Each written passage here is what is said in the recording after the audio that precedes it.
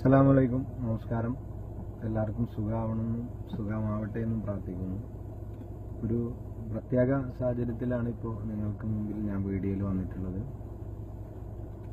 കുറച്ച് ദിവസങ്ങളായിട്ട് എന്നെക്കുറിച്ച് വരുന്നൊരു വ്യാജ വാർത്തക്ക് മറുപടി പറഞ്ഞുകൊണ്ട് തളർന്ന ഒരാളാണ് ഞാൻ. അതിലപ്പുറം ഇന്നലെ മുതൽ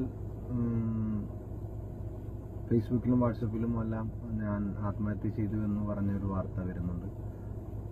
അപ്പോൾ അതിനെക്കുറിച്ചും മറുപടി പറഞ്ഞ് തളർന്നതുകൊണ്ടാണ് സത്യം പറയുകയാണെങ്കിൽ ഈ വീഡിയോയിൽ ഇപ്പോൾ ഞാൻ വന്നിരിക്കുന്നത്.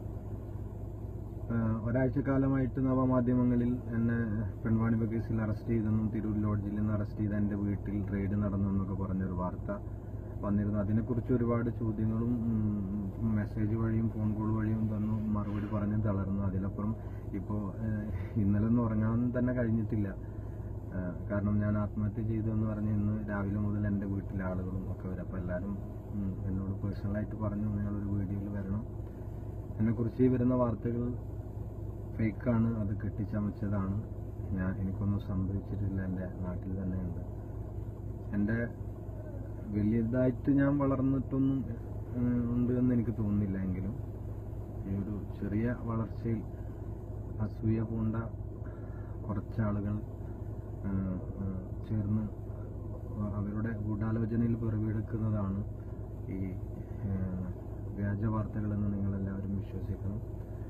ഇപ്പോൾ എനിക്ക് ഇതിനെതിരെ സപ്പോർട്ട് ചെയ്തുകൊണ്ട് ആൽബം മീഡിയയിൽ തന്നെ ഒരുപാട് നല്ല ഷാഫിക പോലത്തെ ഒരുപാട് ആളുകൾ എൻ്റെ ഒപ്പം ഉണ്ട്. എന്തായാലും ഇതിന് പിന്നിൽ പ്രവർത്തിച്ചവരെ ഏതാനും ദിവസങ്ങൾക്കുള്ളിൽ ഞങ്ങൾ പുറത്തു കൊണ്ടുവരാൻ കഴിയുമെന്ന് തന്നെ പ്രതീക്ഷിക്കുന്നു. അപ്പോൾ എല്ലാവരും ഈ വാർത്തകൾ ഫേക്കാണെന്നുള്ളത് നിങ്ങളെല്ലാവരും തിരിച്ചറിയണമെന്ന് അഭ്യർത്ഥിക്കുന്നു. നമുക്കെല്ലാവർക്കും അള്ളാഹു ആഫിയത്തോടുകൂടി ദീർഘായുസ്സ് നൽകട്ടെ, എല്ലാ ആപത്ത് മുസീബത്തുകളെ തൊട്ടും കാത്തിരക്ഷിക്കട്ടെ എന്ന് ആത്മാർത്ഥമായി പ്രാർത്ഥിക്കുന്നു. എല്ലാവരും കഴിയുന്നവർ ഇത് എല്ലാവരിലും എത്തിച്ചു കൊടുക്കണമെന്ന് അഭ്യർത്ഥിക്കുന്നു.